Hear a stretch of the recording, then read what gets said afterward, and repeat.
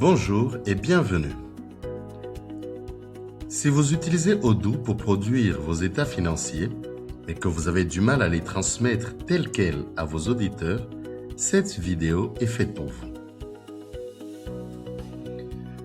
Lorsqu'on extrait les états financiers directement depuis Odoo, ils peuvent parfois apparaître dans un format standard proche de celui-ci.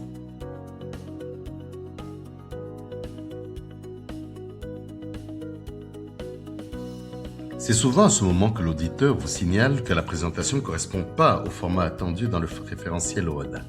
Pas de panique. Si le référentiel OHADA est bien activé dans votre base, il suffit généralement d'ajuster le type de rapport à la volée directement depuis l'interface. Ce n'est pas tout. Avant d'exporter votre rapport vers Excel ou PDF, vous pouvez également filtrer les journaux à inclure dans l'état financier.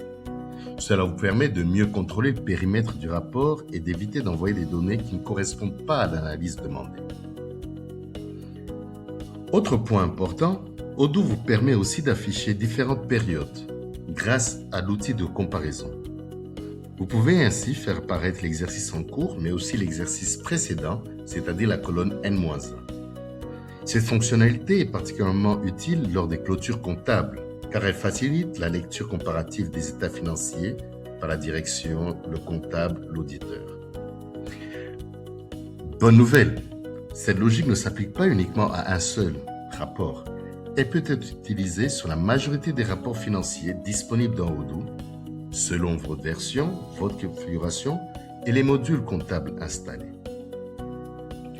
En résumé, avant de conclure qu'un rapport Odoo n'est pas conforme ou qu'il faut développer un état personnalisé, vérifiez d'abord les options d'affichage, les filtres de journaux et les comparaisons de périodes.